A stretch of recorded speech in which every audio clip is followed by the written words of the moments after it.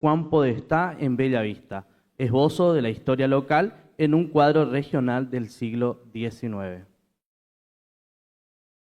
Bien, muy buenas tardes a todos. Antes de comenzar con la ponencia, con la exposición, es necesario aclarar que se va a abordar puntos sobresalientes del trabajo teniendo en cuenta el factor tiempo. Bien, como dijo el moderador, el título del trabajo es Caso Juan Podestá en Bellavista, esbozo de la historia local en un cuadro regional del siglo XIX. Bien, el presente trabajo tiene su raíz en el caso Santa Julia, en la Sociedad de Bellavista, que fue un trabajo que se presentó en el 24º Congreso de Historia que se llevó a cabo en la ciudad de Esquina, es decir, el año pasado, ¿no? El caso Santa Julia, cuya imagen escultórica se encuentra en el Museo Histórico Municipal desde el año 2004, es decir, desde su inauguración. La historia de esta joven se remonta al año 1865 e incluso antes, cuando inmigrantes italianos genoveses arribaron a la entonces Villa Bellavista, en la provincia de Corrientes. El caso de Julia, allí en ese trabajo, digamos, se presentó los pormenores, en este caso, del crimen que conmocionó no solo a la comunidad local, sino que trascendió las fronteras. Y lo pudimos corroborar gracias a que conseguimos o encontramos, vamos a decirlo así, un periódico, el Mercantil Español, es un periódico o fue un periódico de Montevideo, cuya publicación era del 11 de abril del año 1865. En ese periódico se publicó una carta titulada Crimen Horroroso, escrito por un vecino de la ciudad de Bellavista, Félix Delfino, que justamente este vecino fue el que ayudó a la familia de Negri ante este acontecimiento tan trágico, ¿no? Por otra parte, cabe aclarar que esta carta no solo se publicó en ese periódico, sino que también aparece en otros periódicos nacionales, y así lo deja establecido el historiador Daniel de Arriba en su obra Bellavista Saqueada, que se publicó en el año 2018 en la Feria del Libro acá en Bellavista. Por otra parte, creemos también nosotros creemos que esta carta sirvió de insumo para obras literarias. ¿Por qué? Encontramos una obra literaria de Eduardo Gutiérrez publicada en 1896, titulada Los enterrados vivos, cuya historia aborda el crimen de Julia, ¿no? Por otra parte, Edgardo Miniti Morgan, que es un historiador y astrónomo santafesino, también ha escrito relacionado a Julia, ¿no? La obra se titula Palmeras del pájaro blanco. Sin embargo, nosotros no nos centraremos en el crimen propiamente dicho, porque acá nos centraremos en la figura del criminal, en este caso de Juan Podestá, Juan Bautista Podestá, que era empleado de Bartolomé de Negri. Este señor Juan Bautista Podestá asesina a Julia de Negri y Pedro Rayo en la madrugada del 2 de abril de 1865, es decir, 12 días antes de la invasión paraguaya a la capital correntina. Al situarnos en la figura de este autor, del autor del homicidio, nos hicimos distintas preguntas, distintos cuestionamientos. ¿Quién era Juan Podestá o quién fue Juan Podestá? ¿Qué relaciones los unía a la historia de Bellavista y constituye su vida un caso representativo de una época en la historia local y regional nordeste? Y vamos a ver eso.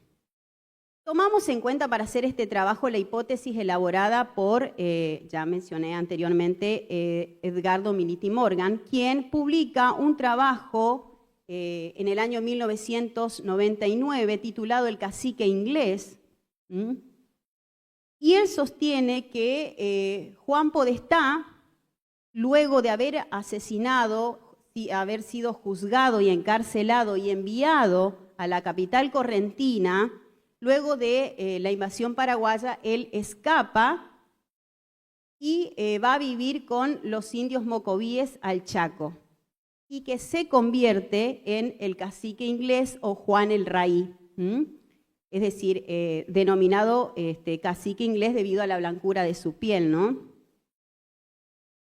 Sabemos también que Juan Podestá es de origen italiano, que en este caso el apellido Podestá se encuentra disperso en el territorio americano, también obviamente en Argentina y Uruguay. Para seguir con la investigación, obviamente nos remitimos al historiador bellavistense,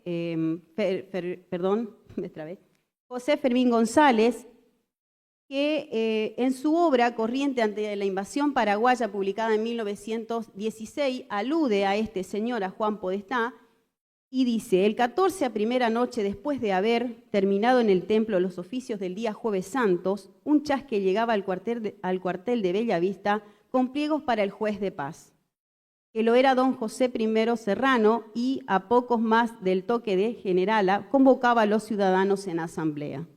En aquellas circunstancias, el espíritu público local se hallaba agobiado por la dolorosa impresión que causara el horroroso crimen perpetrado por Juan Bautista Podestá a la familia de Negri, a quien se propusiera sepultar bajo los escombros de su propia casa, un amplio edificio de 2 pisos destruido por la explosión de una mina de pólvora y el incendio de los depósitos de mercadería que encerraba. Como queríamos saber qué es lo que ocurrió con Juan Podestá luego del crimen, obviamente nos remitimos al Archivo General de la provincia para consultar los periódicos de la época, es decir, de 1865. No pudimos hallar información al respecto. Sin embargo, el doctor de Niri nos facilitó una obra de Wenceslao Domínguez, que la obra tomo 4, republicado en el año 2009, y en ese libro encontramos la publicación de La Esperanza número 448, correspondiente al 25 de mayo de 1869, pero que refiere a los hechos acontecidos durante el 25 de mayo de 1865, en que los invasores paraguayos desembarcaron en la capital correntina. En medio del desconcierto y el caos social es narrado también el suceso que aquí a nosotros nos interesa. Y cito: durante el choque de ese día, un prójimo correntino se colocó a caballo en los corredores de la casa consistoriales y ordenó a un gaucho de su confianza que abriese el portón de los calabozos, tomando precipitadas fugas. Entre ellos se escapó el célebre criminal Juan Podestá, aquel autor del horroroso incendio en el pueblo de Bellavista. Por su parte, ante esto también citamos al historiador Ramírez Braschi, que en su obra Daños y saqueos durante la Guerra de la Triple Alianza, el poblado de Bellavista ante la ocupación paraguaya de 1865, quien toma los expedientes administrativos del legajo 140 y reclamos por perjuicios recibidos durante la invasión a la villa bellavistense, y cito: también se efectuaron algunas causas criminales por hechos acontecidos relacionados con la guerra. Tal es la iniciada de oficio en el juzgado del crimen de capital contra Juan Bautista Podestá por homicidio e incendio de una casa de familia cuando la ocupación paraguaya a Bellavista. Respecto de este documento administrativo, podemos deducir que la denuncia realizada por parte de la familia de Negri no coincide cronológicamente con el crimen de la joven Julia y de Pedro Rayo, ya que, como consta en las actas de defunción que encontramos en la parroquia Nuestra Señora del Carmen, el crimen de Julia ocurre un 2 de abril de 1865 y, como bien sabemos, las invasiones paraguayas a Bellavista sucedieron en el mes de mayo y julio del mismo año. Por lo tanto, o de manera tal, que el reclamo pecuniario no estuvo relacionado directamente con la Guerra de la Triple Alianza, pues Juan Podestá se encontraría en aquellos momentos, siguiendo con la hipótesis planteada por Edgardo Miniti Morgan, en el Chaco, obviamente conviviendo con los mocovíes. Bien, ahora voy a citar o hablar sobre Juan el Raí o Juan el Inglés. Juan el Raí, de formación de Juan el Rey, como se hacía llamar, también fue conocido como cacique inglés, obviamente por la blancura de su piel, que ya lo he mencionado anteriormente, o como Salarnec Alou, cacique rico, por la abundancia de recursos que disponía y por su aspecto personal, siempre bien vestido, montando un caballo blanco y portando una lanza con adorno de plata. Siguiendo con Miniti Morgan, quien asevera o asegura que no se trataba de un indígena, sino de un italiano llamado Juan Podestá, que había sido dependiente del comercio de Bellavista. Bueno, esa historia ya la platicamos, digamos, ya la expuse. Afirma que existe una identificación entre el histórico líder de los mocovíes, Juan el Raí o cacique el Inglés, con Juan Podestá. Y señala que 11 días después, es decir, a raíz de la invasión paraguaya a la ciudad de Corrientes, y cito, en la confusión sobrevenida, Podestá consigue escapar y, acompañado por varios que por una causa u otra huyen, gana la costa de enfrente, aguas abajo, diluyéndose en la inmensidad del Chaco que sigue indiferente, transitando sus verdes sendas inmemoriales. Con el transcurso del tiempo, Podestá se había convertido en un cacique mocoví o cuón, como se lo llama hoy. Sin embargo, es el único de los autores que nosotros hemos citado en el trabajo, es el único que dice que Juan Podestá se había convertido en el cacique mocoví, ¿no? Y que fue uno de los más temidos del norte santafesino.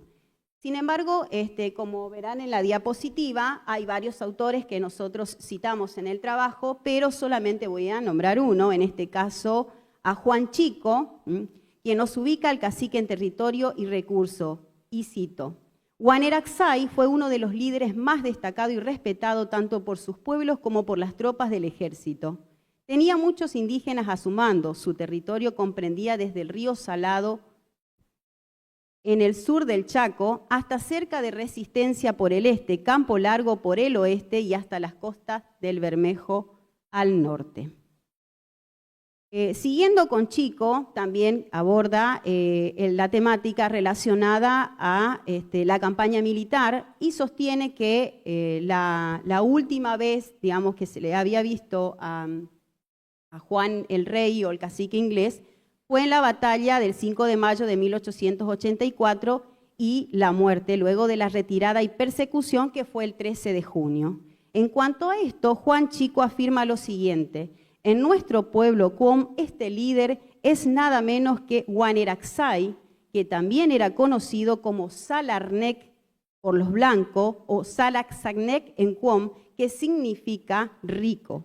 El último combate de Guaneraxay ocurre el 13 de junio a la madrugada del año 1884, donde su campamento es atacado por sorpresa, es herido de muerte por tropas del coronel Obligado cerca de la zona del paraje Las Avispas Coloradas, bien al sur de la actual Napalpí. Bueno, más allá de esto no podemos dejar de mencionar también lo relacionado a Bellavista, ¿no? Y acá nosotros citamos a un investigador muy conocido, Juan Adolfo López, que en su material inédito del año 1968, el departamento de Bellavista se halla situado en la parte centro-oeste de la provincia de Corrientes. Entre sus límites mencionamos especialmente al oeste de la provincia de Santa Fe, separado por el río Paraná, es decir, son 71 kilómetros de ríos. A su vez, el ingeniero afirma, y cito, el territorio departamental fue poblado por Paranaes y Mepene, ambas tribus integraban el grupo guaranítico, que se consideraba estuvo integrado por más de 400 tribus que tenían por origen un tronco único y que estaban ligadas por el idioma. Estos pueblos guaraníticos que habitaban el departamento se mezclaron con tribus del Chaco, como los Vilelas, Avipones, Tobas, Mocovíes, etc. Por otra parte, yendo más atrás, no podemos dejar de mencionar, en tiempos más antiguos, digamos, que hoy ocupa el departamento de Bellavista, abordamos la investigación del magíster Juan Mujica respecto de los tiestos encontrados a orillas del río Paraná que nos transporta a La Crucita, un sitio arqueológico situado a más de 1000 metros al norte de la arenera Bellavista, es decir, no se debe confundir La Crucita con La Crucecita, ¿no? Es decir, se trata de restos cerámicos de cacharros pertenecientes a algunas de las familias de los denominados ribereños plásticos, que testimonian la ocupación indígena en el norte-oeste de nuestro departamento y cierta forma de vida, cazadores, pescadores, recolectores y horticultores que vivieron en márgenes del río, algunos esteros y bañados. Es decir, estos habitaron ambas orillas del Paraná. Avanzando hacia 1825, no podemos dejar de mencionar a Manuel Florencio Mantilla, relacionado a la fundación de Bellavista, ¿no? Y cito, como defensa resolvió Ferrer levantar un pueblo en la desierta costa del río Paraná, entre Capilla del Señor y Goya, que era la más expuesta a las invasiones. Agradóle el lugar denominado la Crucecita, donde había una guardia permanente, y allí delineó la planta urbana y los ejidos del pueblo de Bellavista. Por su parte, Hernán Félix Gómez también se refiere a la fundación de Bellavista, pero en este caso cita un petitorio realizado por Gregorio Sáenz de Cavia, diputado de Goya, fechado en Corrientes el 18 de febrero de 1825, en el cual pide que el Congreso Permanente busque una solución relacionada a las distintas invasiones indígenas a las zonas aledañas, ¿no? Es decir, a los pueblos aledaños. Bien, para concluir, resulta necesario admitir que este trabajo partió de un análisis de caso que desde un principio nos ha generado la idea de que se abriría...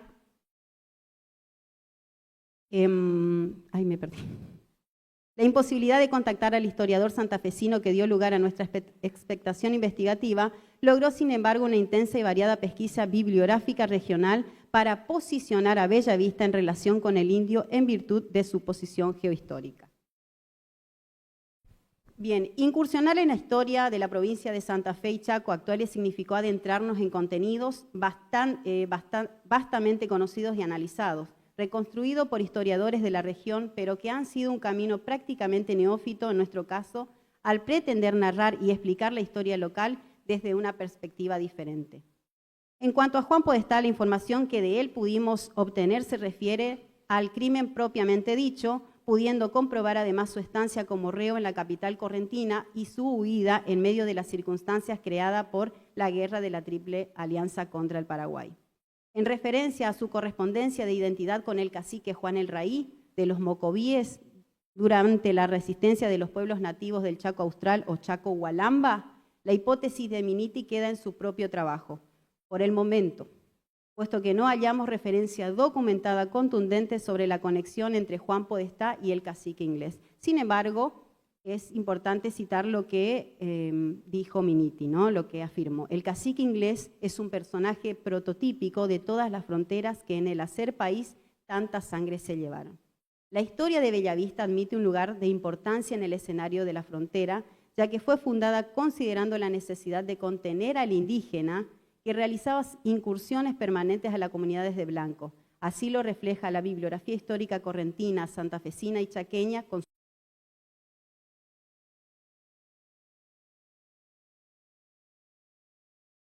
consultada. Se trataba de defender a los...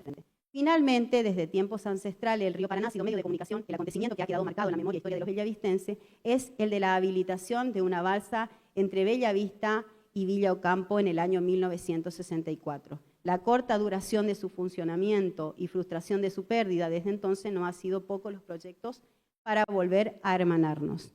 Podemos mencionar incluso la posibilidad de la construcción de un puente que se persiguió entre las dos intendencias y provincias durante los primeros años de este siglo. Muchas gracias.